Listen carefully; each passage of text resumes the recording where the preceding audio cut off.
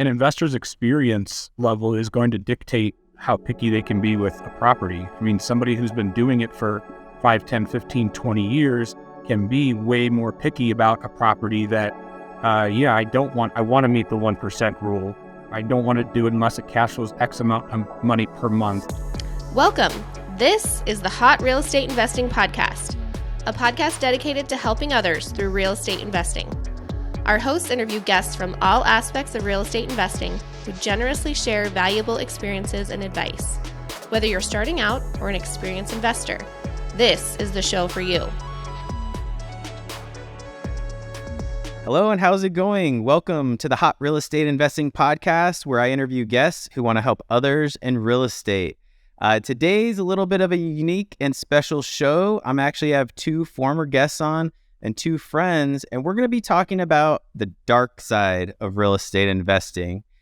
So my guests, as you can see, are Kain and Jason Gilmore, both local Phoenix real estate investors and co-hosts of the popular Freedom Meetup, located here in Phoenix and Tempe, Arizona. Jake and Jason, guys, thank you so much for joining me today. Thanks for having us, Travis. Really appreciate you back and having the opportunity to chat today. Yeah, likewise, man. It's good to be back. It's always good to chat with you guys. So I'm looking forward to this one. Absolutely. And we actually have a, late breaking or groundbreaking news that we want to share. The first announcement to really the world today that Hot REI and the Freedom Meetup are actually joining forces to put on our first ever real estate investors conference. So we are calling it the Breakthrough Real Estate Investors Conference. It's going to be hosted on Saturday, October 21st. And really more information to come, but we just want to really get the announcement out there. Save the date, October 21st. It's going to be a ton of value for all you real estate investors in the Phoenix metro area. Well, so today, as it's a little bit different, we're not going to start off the show with motivation because we're talking about the dark side of real estate. We're going to talk about some of those things that you don't hear on other podcasts or you don't hear on the stage at these local conferences. And those are some of the negatives of real estate and some of the trials and tribulations you might have to endure if you become a real estate investor. And we selected this topic because actually Jake and Jason had this topic at their last Freedom Meetup. And I thought it was such a valuable discussion and topic that we really wanted to share it with a bigger, broader audience and get it recorded. And so Jake and Jason, can you share, maybe we'll start with you, Jake, like what was the start of the impetus of wanting to talk about this? Yeah, I think just kind of like you said, it's not really something that's often talked about. It's really hard to, and actually before, just prepping for this show, I was kind of searching and trying to find some videos on YouTube, even just downsides of real estate or negatives of real estate, and you really can't find much. The algorithms are built in a way where you're just getting the buzzwords, you're getting what to do in this market or what to do right now or how to make it overnight and all these quick tips. Or you just get something that's, hey, switch to crypto because real estate sucks. There's nothing really that's like showing, as real estate investors, we obviously love it and it's obviously rewarding. But there's some negative sides to it that aren't shown. So we kind of just wanted to turn that over just to show people what to actually expect in the realistic side of it. So we really felt like it would be an important conversation to have, especially for people that are just getting started and looking to, become maybe full-time. So that's kind of where it came from. Anything else to add to that, Jason? Or Jake hit everything? He hit most of it. Just I think a lot of it, and we'll dive deeper into this episode, but just the glamorization of social media and the podcasts and the success stories. And success stories are great because they give motivation to other people, to people that are new to investing. It gives them motivation that, yes, it's possible. I mean, if all you ever hear is the bad stuff, you're going to get discouraged from wanting to do it. So we need those positive stories. We need that inspiration. We need that highlight reel in order to get our own motivation to A, get started, and B, keep going. But when we're actually doing it, we're having those mindset ebbs and flows, and there's just days that we just don't feel like we're doing it right, and we feel like we're the only failure because everyone around us is succeeding, and that's all we see. So that was a really big drive to doing this kind of topic.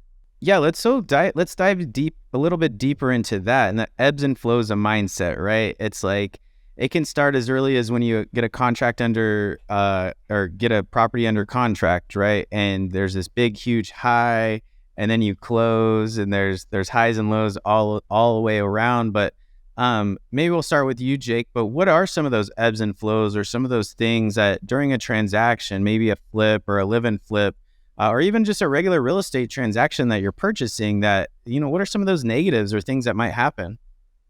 Yeah, I think everything's unique. Every deal is different. And I think that's kind of where one of the biggest learning things for me, because I'm the type of person that will get kind of stuck in analysis paralysis, or think that I need to know everything before going into something. Sure. And that's just impossible. In our world, you can't know everything. Something's going to blindside you. It doesn't matter how many times you've done it. I mean, just as real estate agents, I mean, I'm sure every single deal is different. Something else comes up. You're learning something new. You're asking somebody for advice, your broker, another agent. Things are just constantly changing, and so you just can't expect everything. There's going to be times where you just don't know what to do, and you need to seek help. And I think that's where I think some of these podcasts and these YouTube videos are great, because they're giving us the overall content. But it's just impossible to go super deep until you have that real world experience and that firsthand experience actually doing something. Yeah, I can't agree more. It's like you see the HGTV, right? You see the before, you see the after, and then because it's TV, they show one little like minor hiccup, but then of course they overcame it and it was fine. Or you see it on YouTube, or what people like. We'll talk more about the socials, social media glamorization, but you don't see all those all the time. The 5 trips to Home Depot in a day, or the issues with the contractors not showing up, and all those things. Yeah, like just personal experience. You just made me think, like the other day, I just had one of those days, just everything going on. I get home, it's 5:00. We're doing a live-in flip right now. I'm sitting in my office. I just closed the door. I've got drywallers here doing some drywall, and they come knock on my door, and they're like, sorry, they sank one of their drywall screws into my water line.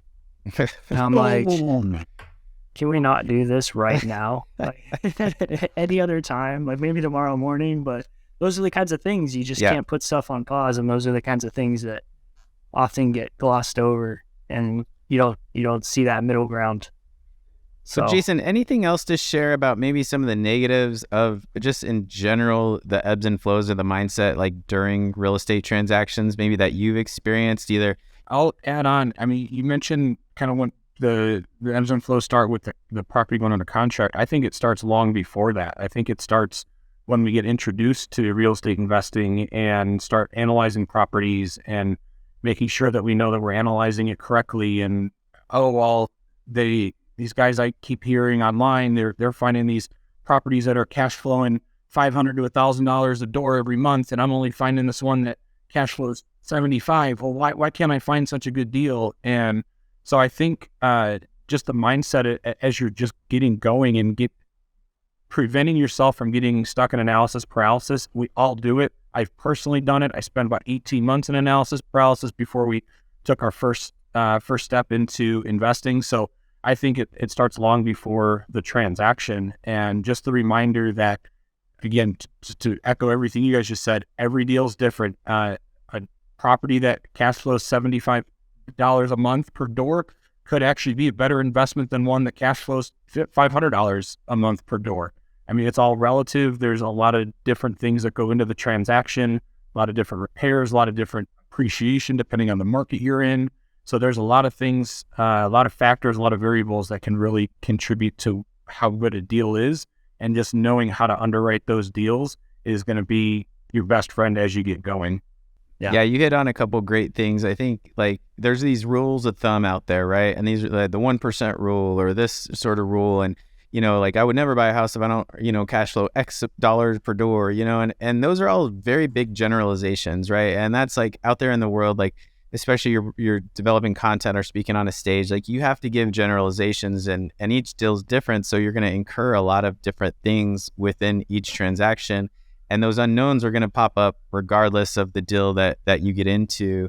And you just have to be mindful of those things and talk to other real estate investors. I thought actually my last guest, Courtney, did a great job of, she was in that analysis paralysis and trying to use some of those calculators, and then went to some of our meetups and spoke to other actual people doing deals. And she found out, oh, wait, those things don't really exist in Phoenix, or those sorts of numbers don't. And then when you're looking at some of those gurus or people on social media, when do they buy the house? Like, I share a property I have in Phoenix.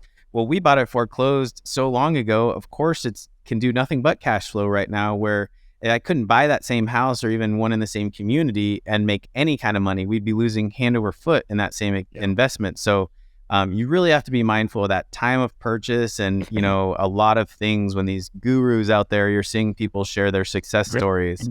There's a lot of layers to that onion that you have to peel back. Adding on to that real quick, I think too, an investor's experience level is going to dictate how picky they can be with a property. I mean, somebody who's been doing it for 5, 10, 15, 20 years can be way more picky about a property that, I want to meet the 1% rule. I don't want to do it unless it cash flows X amount of money per month. But when you're brand new, you're not going to get those home run grand slam deals. Actually, just this week at your meetup, I was talking with an investor, and they were talking about, look, I don't want to get a home run grand slam on my first one. I'll take a double if I can get it. And that's the reality of getting started. And those other opportunities come with experience. And sometimes those doubles turn into home runs long term, right? And that's what a lot of times your investment property just gets better and performs better over time. So that's why you got to get started now. Jake, what were you going to add to that? I was actually listening. I just listened to that podcast, your podcast with Courtney yesterday. And it's kind of the same premise. She talked about, you know, the unrealistic expectations that are given when you go on and you listen to these podcasts, and it's all great. And just like Jason alluded to earlier, you need those motivating stories. However, we just got to remember that those are outliers a lot of times. You know, they're catching the attention of the audience because they want somebody to listen. So is it better to have a podcast headline that says a 19-year-old that makes $100,000 a month in his first 2 years in real estate, or is it better to have Jake Kain, the guy that lives in a house and flips it every 2 years, and let's hear about how he didn't have a kitchen for 3 months or something? You know, it's not as fun. So, but that's oftentimes more of the reality. So I think, you know, again, just tying back into why we're doing this and why we wanted to talk about this is to, I guess, kind of segue into the expectation. Yeah, I want to talk real quick on, like, okay, we've talked a little bit about mindset and, like, when you hit these hard times, like how do you guys pull yourselves up? Like, when that contractor did that at 5:00 at night and bust your water line, like, you know, like, how do you get out of that negative mindset and get back into thinking big picture that, that is just a little bump in the road? Because I think for a lot of people out there getting started, they're going to incur that first thing, and it can really send you down like a wind tunnel of negativity or complaining or looking at all the wrong things instead of the positive. So what are some ways you guys try to look at the big picture, get yourselves out of that negative mindset and more into the positive mindset?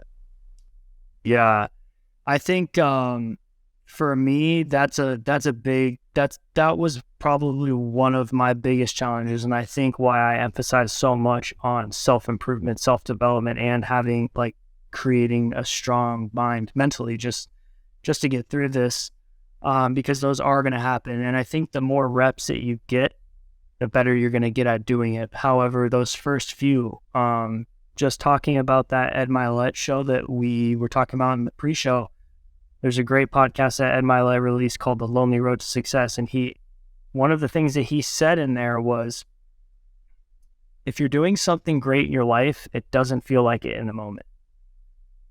And that's a big thing to remember. And that's what I, like, even myself, I have to tell myself is, like, when stuff like that happens, I like to just tell myself, these are one of those stories that when I come to Hot REI next month, I get to laugh about it. I get to tell Travis and Jason, guess what happened to me? And we all get to laugh.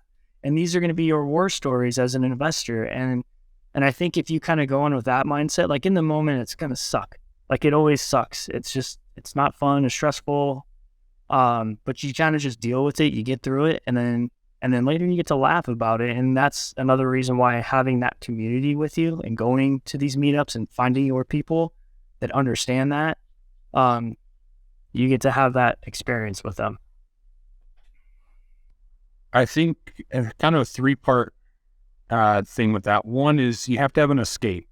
You have to have something to step away from all of it, to put your focus on something else, whether that be a hobby, whether it be family, whether it be your full-time job, whatever it is, you need to have an escape, because if you can't sit and dwell on that stuff, because it's just going to fester and it's going to get worse.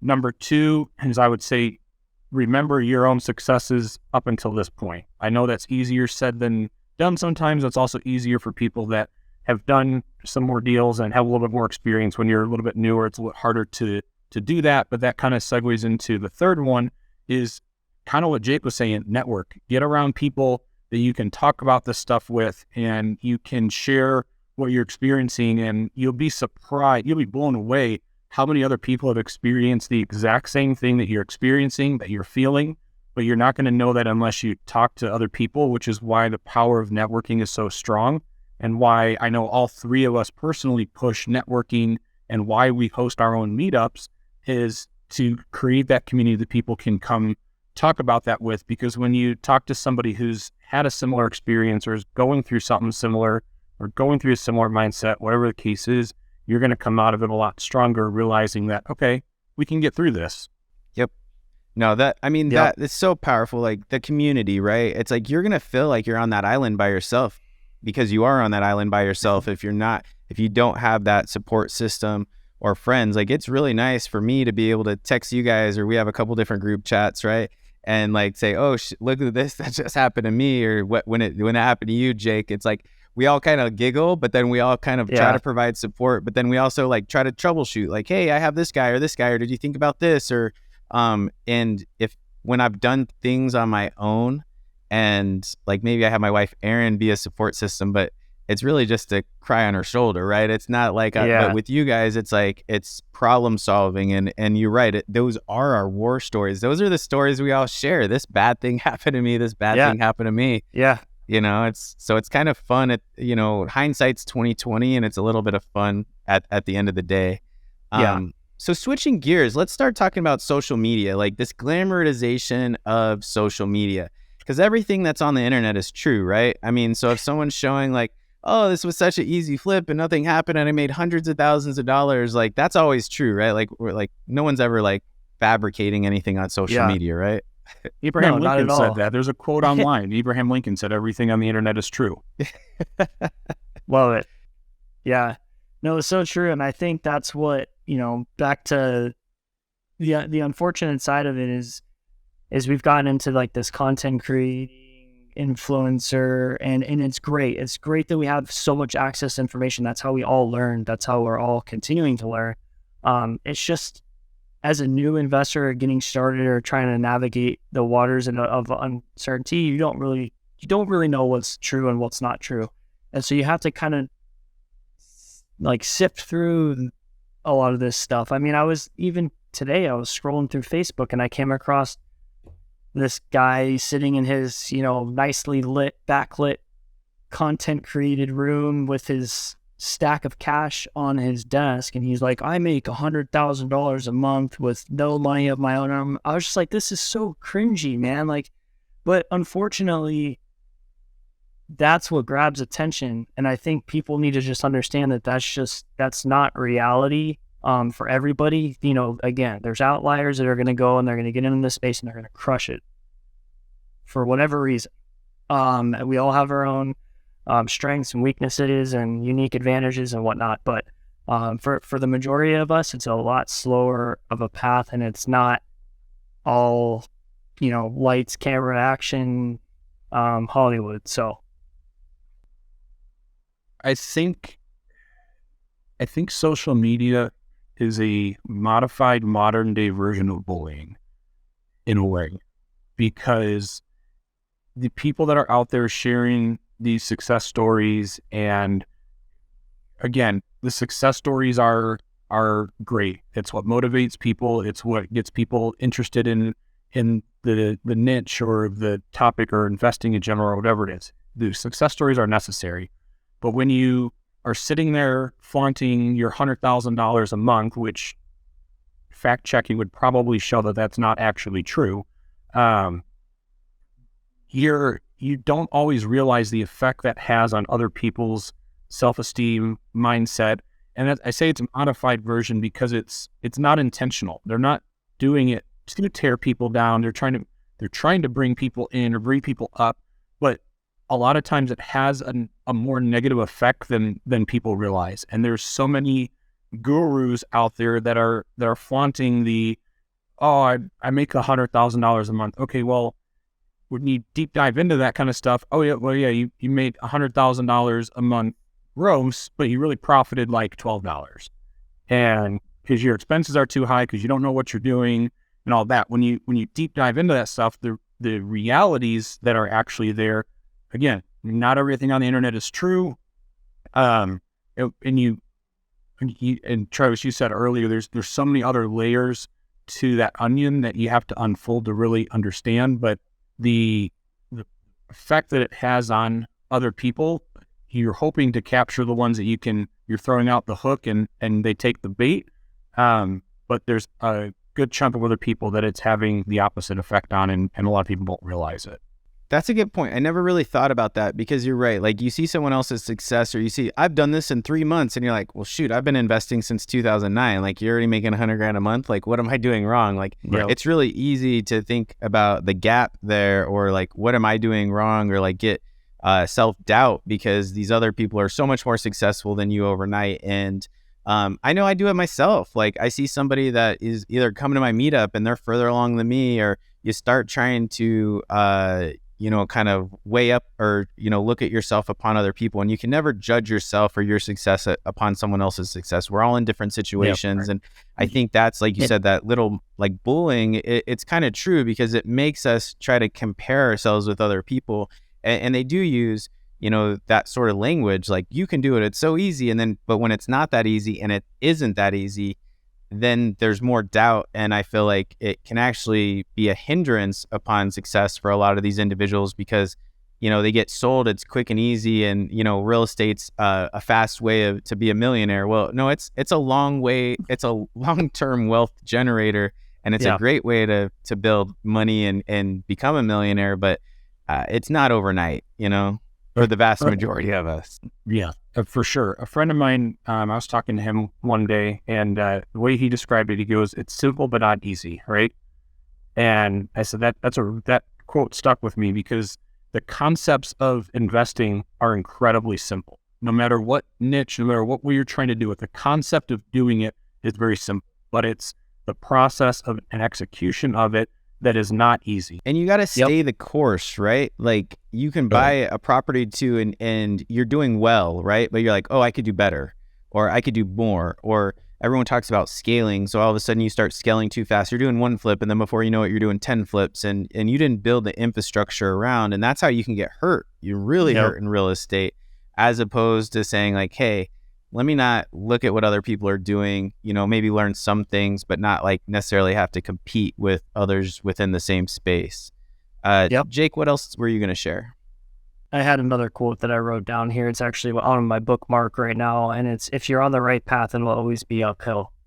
And I think that's another thing that we need to get away from is this expectation of easy and overnight and quick and easy, and, oh, you're going to buy this wholesaling course and tomorrow you can go find and make 10 grand. And it's that consistency. It's that doing it day in, day out, and honestly getting your teeth kicked in from time to time, because it's not as easy. Yeah. And again, it's like understanding you as a person. I am not a door knocker. I am not a cold caller. It gives me so much anxiety. I have to drink in order to do it. So it's like, is that conducive to me? Is that where my time is best spent, or should I spend my time somewhere else? So you have to know your strengths. And I think that's in real estate. Like, people see it, and you might have to do it all at first, but then you really got to figure out, like, what are my strengths? What am I going to delegate out? What am I going to hire out? Who are my who's that are going to be able to supplement me? But I'm a superhuman in these areas. And that's powerful right there, Jake. You're right. I don't think enough people think about that long term. And And honestly, that's part of the experience too. And that's why it's like, it's going to take longer than you think, because you need to have that time to go out and experience that. Like, everyone's going to sit here and it's way easy to talk about cold calling. Hey, I sat and I cold called for 3 hours on a podcast. It's way easy to talk about that. But the art of actually doing that every single day and locking up deals is 100% different than someone talking about it. And you won't realize that that's either for you or not for you until you go and do it. And so it's the same as all of this stuff. I mean, you might, how many times have we heard people, I'm going to become an agent so I can be full time. And then they get into that. Like, that might not be for you. Because what is it? Like 90% of real estate agents don't ever renew their license that they get, yeah, right? So exactly. Like, that's a huge failure rate we don't talk about, right? Any of the niches. I mean, being a short-term rental host, how many friends do we know that got into it and they're like, I absolutely hate hospitality. I don't want to deal with people.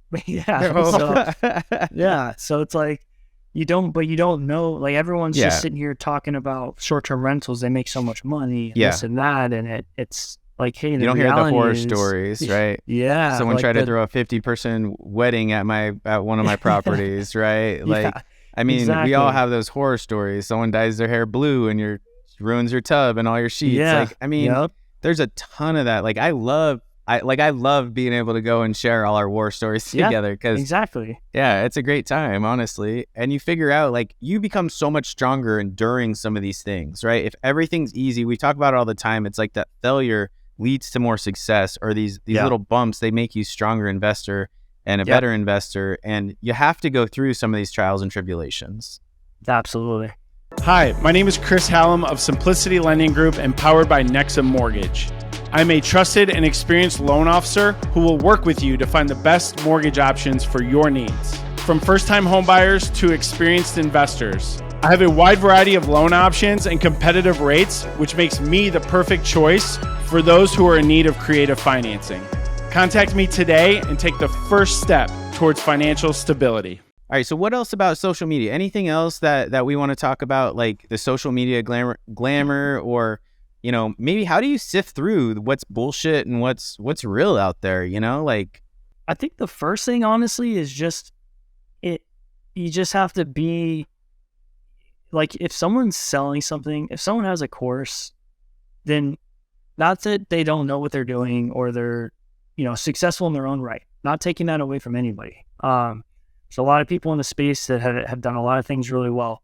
However, if it's selling something or a course or some sort of benefit to them, that's they're selling an education to sell the education. So it's not necessarily going to be, hey, buy my course. Like, you still have to, even if you do the course and it's great content, you still need to go do the work. So it's like, I guess just having the expectation of just knowing what the motive of the person that you're watching. There's not really an easy button, right? Like, I think so many people, it's like, if I pay for this guru, or if I pay for this coaching, and I'll pay $10,000 or $20,000 or $30,000 or $50,000 for this, like, I'm done. Like, it's going to be so easy. I can tell you there's not one single course out there where you're going to pay, I don't care if it's $1 million, where the next day you're going to have it all figured out. Every single course you pay for, you have to still go do the work. So, and that's it. It's never going to change. And I also feel like they always shortchange you on the hours. They'll be like, 5 or 10 hours a week. And it's like, the people that are successful are putting 40 to 60 hours in a week, Exactly. There's actually a course that I know somebody that sells. I know them personally, but it's a $10,000 course. But if you do the work, you actually get half of it back in the end. And so, but it goes to show that there's a lot of work to be done, and you have to grind, you have to hustle, it's, again, like Jake said, it's not an overnight. No matter how much money you pay, you're not going to double your investment in 24 hours. And if you can, tell me how. Yes. Yeah. And exactly. That's really a great transition, Jason, to really like our next topic. And that's what to expect, right? When you're going to become a real estate investor, we've talked a little bit about this, the grind, or it takes a little bit more time than you expect, or what they show on social media, and that it's really this long-term game.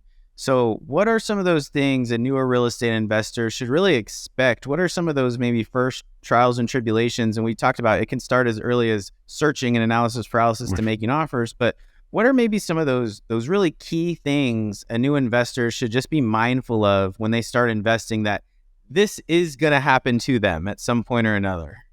I think one of the biggest things that I hear people talk about is, oh, well, I'm putting out offers and I'm not getting anything under contract. And so I think people underestimate the number of offers or the number of conversations that it's going to take. It's going to take you, it's kind of the 10%, 10%, 10% rule. You'd make 1,000 phone calls, you'll talk to 100 people, you might put in 10 offers and you might get one of those under contract. And so it goes back to, this isn't a fast game. Real estate investing is a long play. Obviously, some of this is going to vary depending on what niche you're kind of going in. Wholesaling might be a little different than the agent side, might be a little different than the long-term versus short-term rental side versus whatever niche you're trying to get into. But underestimating the number of people you need to talk to in order to get down to one single contract, I think is something that people very much underestimate. Yeah, I think just to add on to that is slow down. I think too many, all of us, we try to move too fast because we want that instant. Like we get motivated by going to a meetup or watching a YouTube video or listening to a podcast, and we want to go do something today. So we're going to go start analyzing deals and we're going to start doing this. But a lot of times back to the long game, slow down, understand the level that you're at. I think a lot of things with newer investors or a brand new investor is just understanding, your level. If you're brand new and you're working with an agent and you're trying to find a deal on the MLS because you're going to make it your primary and you're going to house hack, understand that at that point, you're working towards becoming an investor, but at that point, you are a first-time home buyer. You're not necessarily an investor. You're not necessarily going to be able to go out there with the power of that podcast that you just listened to that said, find yourself an agent and offer 70% of the list price. You don't have that power yet. So just understanding and be okay with the baby step that you're at. Because there's nothing wrong with getting that base hit. There's nothing wrong with buying a house using an FHA loan, paying full price, and living there for 2 years, and then turning it into an investment. So it's just slow down. I know we all want to move faster. I'm the same way. I beat myself up all the time about it, but we need to pump the brakes a little bit and understand where we we're all at. start And somewhere. it's okay. Yeah. And we all start from, with none, and, it takes some time. Some people move faster, some people move slower. And, Absolutely. I was just thinking contractors, at some point along the game, you're going to be dealing with contractors and, you're going to run into issues, period. When you use third parties or you use someone that's not yourself, we're all, high achieving people. So we just expect everyone's going to be like us, and they're not. They show up late. They're not going to do their job. They're going to ask for more money. They're not going to do as good a job as you or I would have done, and so, I just think at some point or another, depending if you do single family, multifamily, short-term rental, whatever you do, you're going to run into some sort of contractor issues. And so really go out there and learn those lessons to either how you're going to, pay them 50% up front, 50% at the end, withdrawals, or how, if there's going to be a contract, how you're going to lay out scope of work. And there's all kinds of resources and templates out there. But I think that's, every one of us, I think, learned that the hard way, unfortunately. And I, for me personally, I still struggle with contractors, right? As soon as you have a good one, they're gone to a higher bidder or somebody else. Or as soon as you slow down your operations of flipping or buying property, you lose those people to other investors. And so it's just one of those things I think everyone will endure at some point is, hey, do you have a good contractor? It's probably the number one question I get at my meetup. Do you have someone you can refer for this or this or that? Well, and I think even to piggyback on that with just contractors in general is expectation and delivering that expectation, and then how we are differently.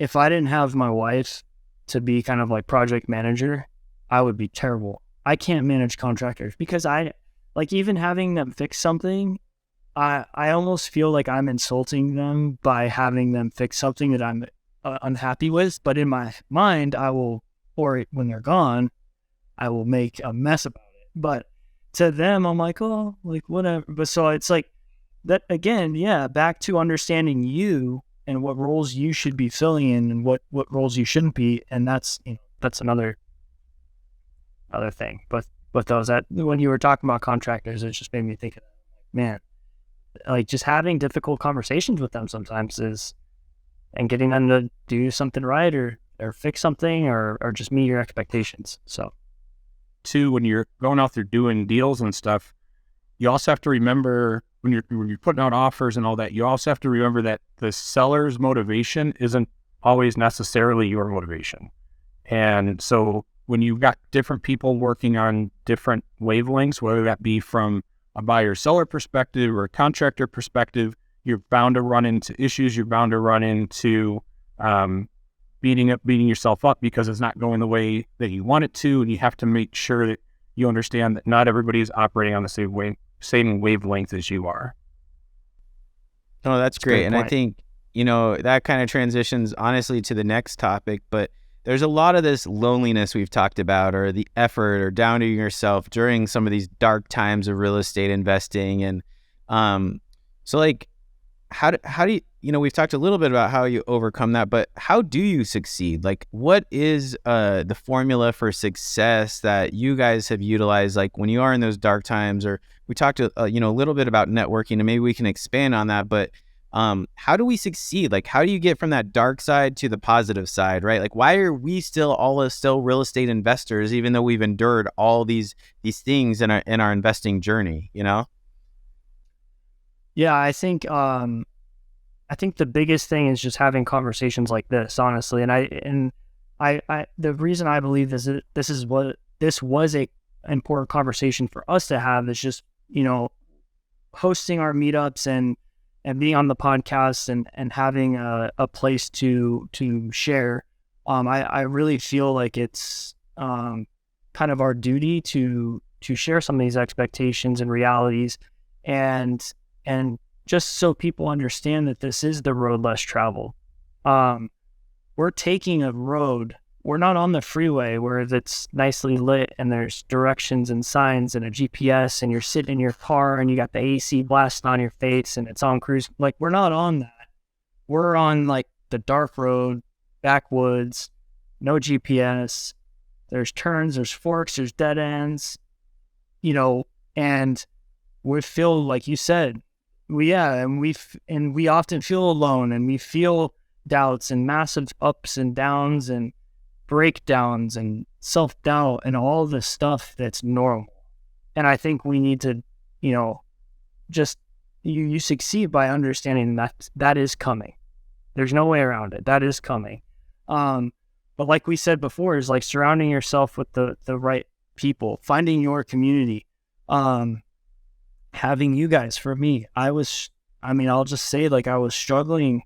I don't know what that was a couple months ago, just mentally. And I ended up texting you guys and just letting you guys know that I was struggling mentally. And you guys both, you gave me a lot of encouragement, or even the same thing, like, hey, me too. I was just there. Like, that kind of stuff helped me, because I think we often get in our own heads and we think we're the only ones.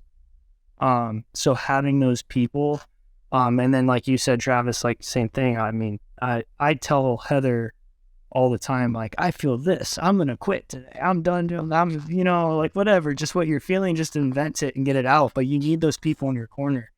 You got to be vulnerable too sometimes, I think, like, you showed such trust in your circle, right, of us, and you were vulnerable, and it allowed us to be vulnerable too, to be like, man, I've been there, like, I felt that. I just 100%. Overcame that, right?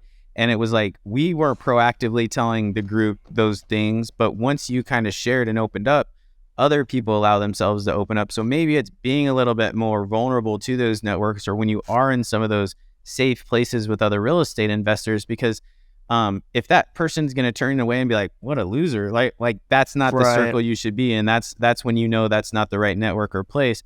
where, like you said, like there's a ton of support, and honestly, like that opening up allowed all of us to kind of open up and share some struggles we were all going through at the same time, you know? Yeah. What about you, Jason? Well, I would just make a blanket statement to anybody listening to this podcast that if you are going through any of these trials and tribulations and challenges and mindsets issues, find myself, find Travis, find Jake. You have a judgment-free zone to come talk to any one of us about it. I guarantee you at least one, if not all three of us, have gone through the exact same thing that you have. So I just want to put that out there that if anybody listening, find any three of us, we will have these conversations with you in a 100% judgment-free zone. So absolutely. The other thing I was going to add to all that, and just kind of still succeeding through all of it, is just learning as you go. And I talked in my last podcast episode with you, my inspirational quote was by Melody Hobson, said, "The greatest risk of all is not taking one."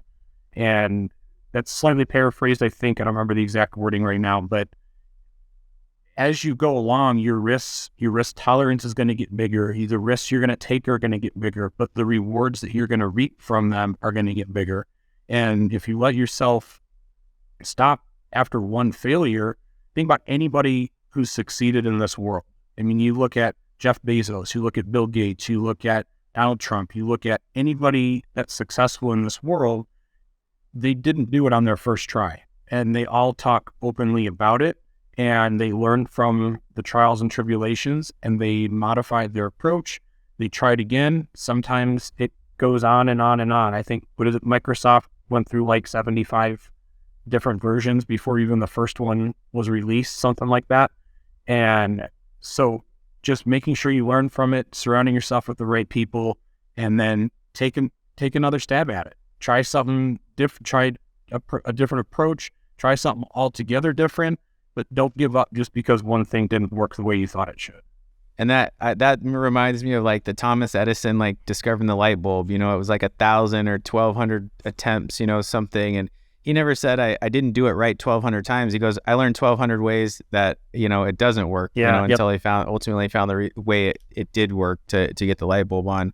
And, I think we can't all emphasize it enough, the networking and having that support system. And, you know, you're going to find someone that's been through it before, or you're going to be able to talk to someone so that you don't have to endure a problem, because, you know, maybe it's you find a good contractor through your network, or you find someone that's already done an Airbnb and they save you 3 or 4 of those problems so that it saves you from those problems. So, I guess anything else to add, you guys, to wrap up this kind of how to succeed and how to kind of go from that dark side to success?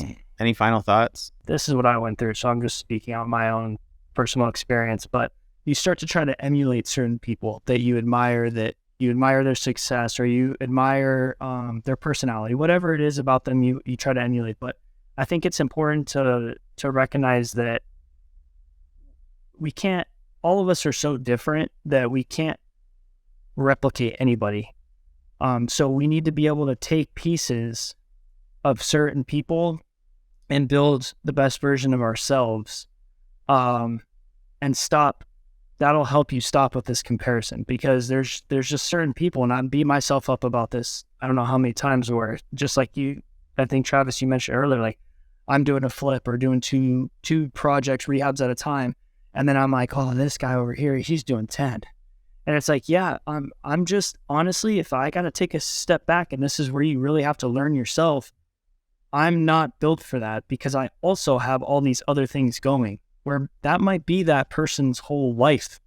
And we don't know that, but we just see it on social. And then same thing, like if I've been struggling with the whole social media thing, and everyone telling you need to post 3 times a day and this and that, and it's just, it doesn't feel right. So just because other people say it, just because it might be good advice for somebody else, doesn't mean it's good advice for you.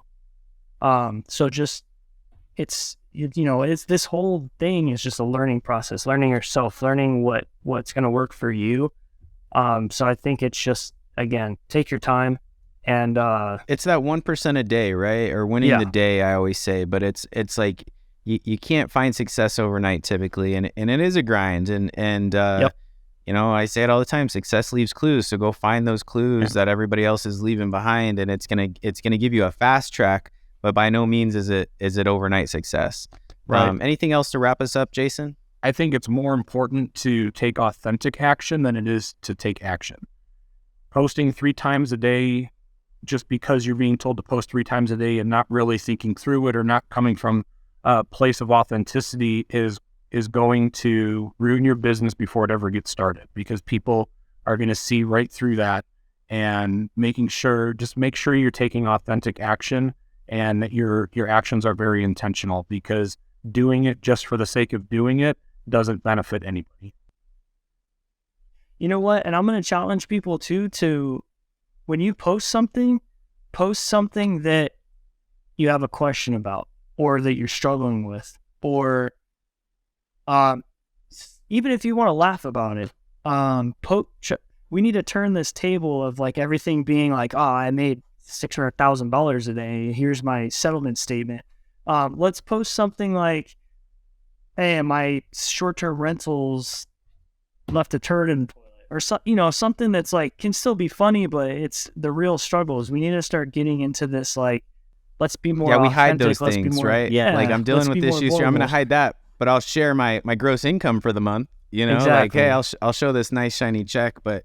Yeah, you're right. I like that. Maybe we can all start that, like where we start showing some of those issues that we're facing, or maybe not so glamorous or sexy things out there about real estate investing, and kind of share that with all our audiences. And I think that'll help too. Like one of your questions earlier is, or a topic that we talked about earlier is like when you're in the moment, and it's hard because it's going to be really hard to be in the moment dealing with your water line leaking and be like, I should pop out my phone and record this. Like, it's just not at the top of your mind. But I think if we start to normalize it more, then it's going to be one of those where it can also help you like, this will be a fun moment to talk about later. There'd be a lot of bleeping in that video, but maybe the next day there wouldn't be. Yeah, exactly. So. Well, thanks, guys. I mean, this is a lot of fun, and I know the audience is going to get a ton of value out of this, and I'm really looking forward to sharing this with everyone that listens to the podcast and everyone that shows up to our meetups. The best place for the Hot REI community to connect with Jake and Jason is going to be at their Freedom Meetup. They host it every month. It's an amazing network of real estate investors in the Phoenix metro area. Highly recommend it. I attend every chance I get. I'll also share with you guys all their social media handles in the show notes. Guys, you guys are like brothers. We've decided to partner on the Breakthrough Real Estate Investors Conference this year, starting in October, and I'm so pumped and jazzed about that, and really looking forward to amazing content and value to share with even a bigger audience. But for those of you guys joining us today, thank you for tuning in, and commit to taking action today to move your investing forward. Take care and God bless. Thank you for listening to the Hot Real Estate Investing Podcast. Check out our website, hotrei.com, for additional content and resources. And please take a moment to subscribe and leave a review so we can continue to bring even more value to others through real estate investing.